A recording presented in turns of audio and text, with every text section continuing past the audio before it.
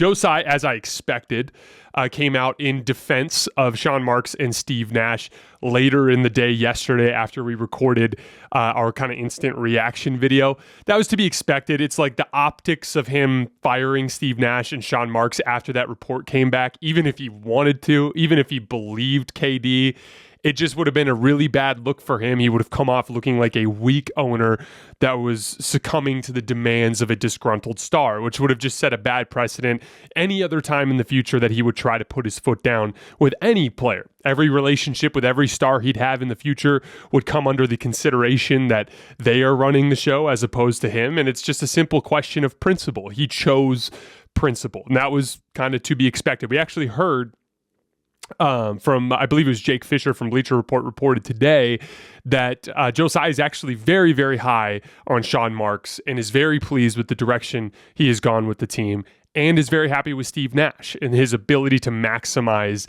the talent of the players that have come through Brooklyn. That's about as resounding a statement of support as you could find. Shams also reported today that KD is checked out mentally. That obviously is not a shock. Generally speaking, when you think about making some sort of transition in your life, once you've mentally made that transition, it's really hard to go back. Think back to any time that you made a career change, that you decided to quit a job, that you decided in your head, I'm going to try this, or I'm going to move there, or I'm going to break up with this person, or try to do like whatever it is that you're going to do. When you make that decision in your head, you start to envision the other side, and then you focus on the positives there, and then it becomes really difficult to ever mentally accept coming back to your current predicament. It's really hard to buy back in. I'm sure many of you guys have similar examples in your life that feel that way. So I doubt that KD is just going to suddenly buy back in to the Brooklyn situation. The main reason why I wanted to talk about this again today, you guys have heard me talk a lot about the idea of training camp threats. You see this all the time in when it comes to trade requests and trade demands and things along those lines. They'll be like, oh, we're not afraid to take him into training camp this year. And what I've always said is like, how do you expect on day one of training camp, when you're attempting to, implement a set of core values and principles and an offense and a defense and everything, and that's your best time to practice? If you really think about the path of the NBA regular season and how when you really get into the grind of it, you might only have a handful of practices per month. And a lot of teams are skipping shoot-around these days in order to help teams with legs, especially older teams. So the reality is like training camp is an immensely valuable period during the NBA season to implement who you are as a basketball team.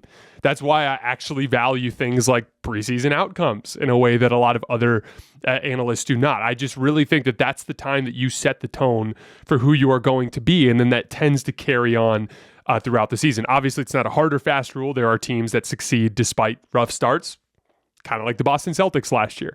But it's usually those are the few and far between, and generally training camp does matter and the early season does matter.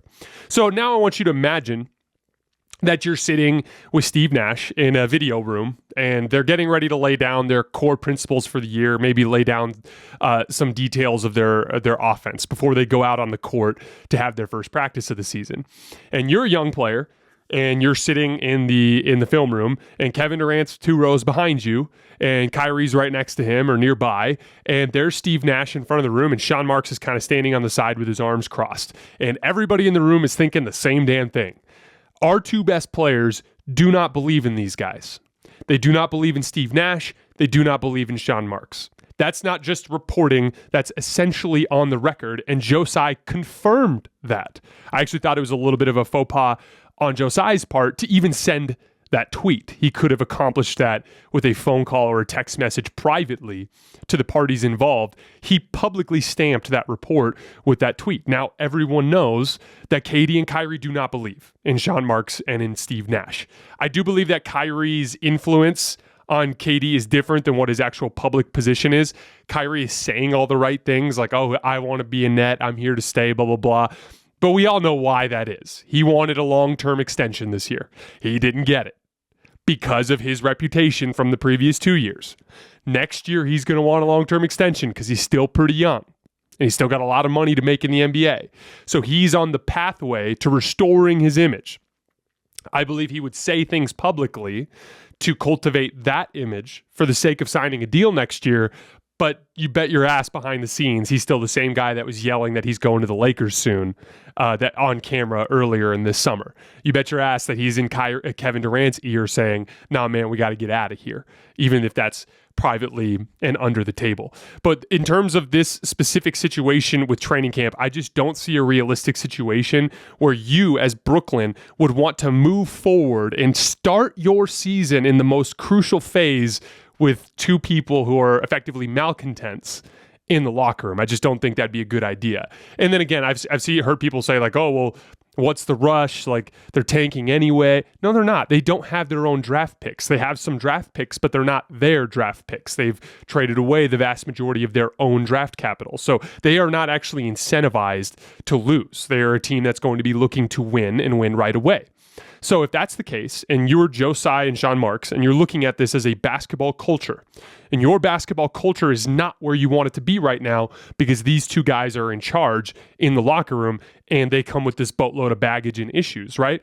You're going to want to cultivate a new basketball culture that's built around team first and, not allowing stars to exert control, and you're going to want to have a basketball focus, not a focus on, things off the court. If that's the case, you're not actually incentivized to wait an additional year to do that. You can start that process now, especially since your draft picks are not yours.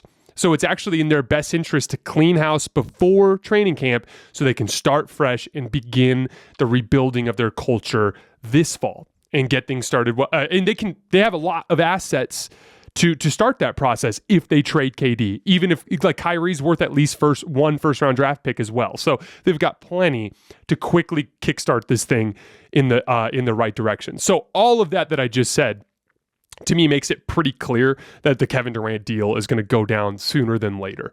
My guess is still that it'll be either Toronto or Boston. My guess is that if Toronto puts Scotty Barnes on the table, they'll get him. My theory is that Masai Ujiri wants him and would absolutely do that, but I think he's terrified that the Toronto fan base would revolt, and for good reason. But I think Masai Ujiri looks at that roster and goes, "Man, if I had Kevin Durant here, we would win all of the basketball games." I think that's where Masai's head is at, so he's going to have that decision to make. I think that the fallback option for Brooklyn will end up being Boston, and if no better option comes around, I think they'll go after Jaylen Brown. Those of you guys who have listened to my player rankings list have seen how high I have Jaylen Brown ranked. I'm super high on him. I think it'd be a great option for Brooklyn to build around in the immediate future. And then hey, maybe you throw Ben Simmons out there with him and see if it's a good fit there.